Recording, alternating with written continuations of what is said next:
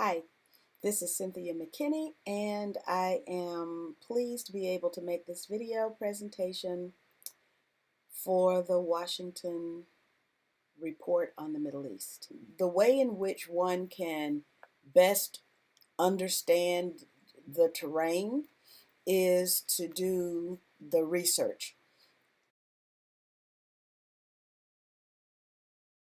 One can go to the congressional record and read laying out the facts.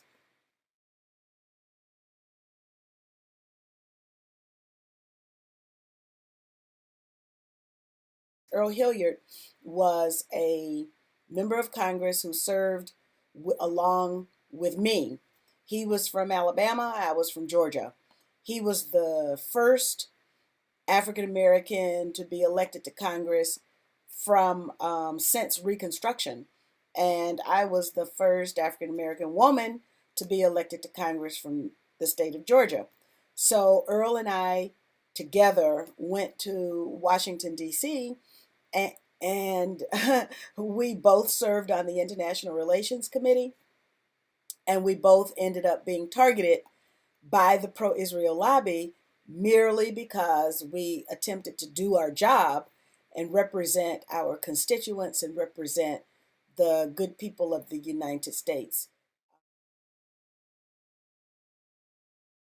I've written a book. The name of the book is Ain't Nothing Like Freedom, and it explains my experiences with the pro-Israel lobby, from candidate to having a redistricting case go all the way up to the Supreme Court, and the Anti-Defamation League becoming a party to that lawsuit, joining in with 5 racist whites who did not want black representation for them and their community in Georgia in the Congress.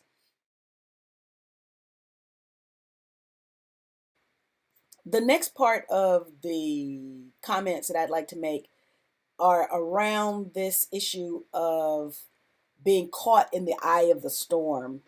In a political campaign, the idea that's put forward is that you have to, if you want to prevail, if you want to win, money, message, and media are ways in which you can direct the torrents of the storm rather than to become a victim of the storm. The pro-Israel lobby usually has a whole lot of money, and those of us who act of conscience generally don't. You don't have to equal the dollars in the bank. What you do have to do is have enough money in order to do the things that are necessary in order to have a successful campaign. Enough does not necessarily mean the same as or equal to. I ended up being extremely embarrassed for no fault of my own, and then only to be told when I challenged Andy and said, "What happened? Why did you do this?" Then Andy said that he just didn't want to make them upset. Him not making them upset meant that I became expendable to him, and I was his friend. My very first chief of staff was his daughter, and that was the way I was treated because he didn't want to make them upset. Another item that I just jotted down in my notes was the need for critical discernment, knowing who's who in the zoo. We need to read the media of the other side. So I make sure that I read Haaretz, I read Forward, I read the Jewish Telegraphic Agency. Knowing who's who in the zoo will also lead you to my next topic, which is the 99% Club. We have members of Congress who are wonderful on 99% of the issues, 99% of the votes.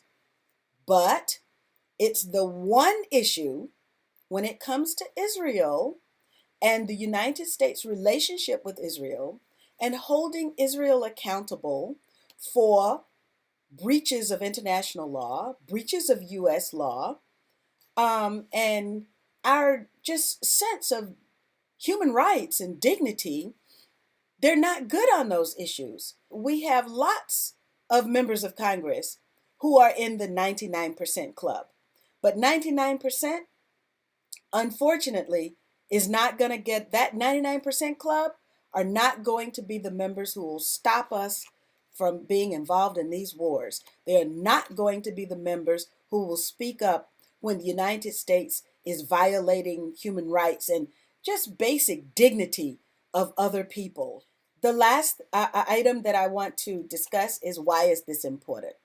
It's important, one, because there's a group of us, we care about the dignity of the earth. We care about human dignity. We care about liberty. And we also know that you cannot support those warmongers, those who are ready to kill in an instant, those who hold cabinet meetings and decide that they're going to assassinate people, those who are willing to support a president who, by an executive order, by writing an executive order, will condemn to death an individual, or those who will not stand in the way of the machine, the war machine, when it decides that an entire country has to be destroyed.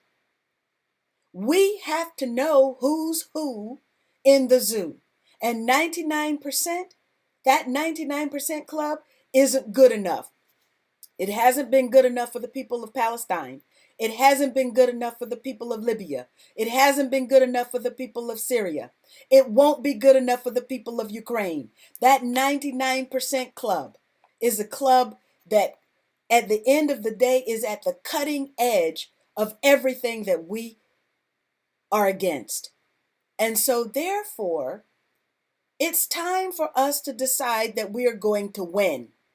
It's time that we become the candidates who will say no to this awful agenda that dehumanizes, oppresses, and represses.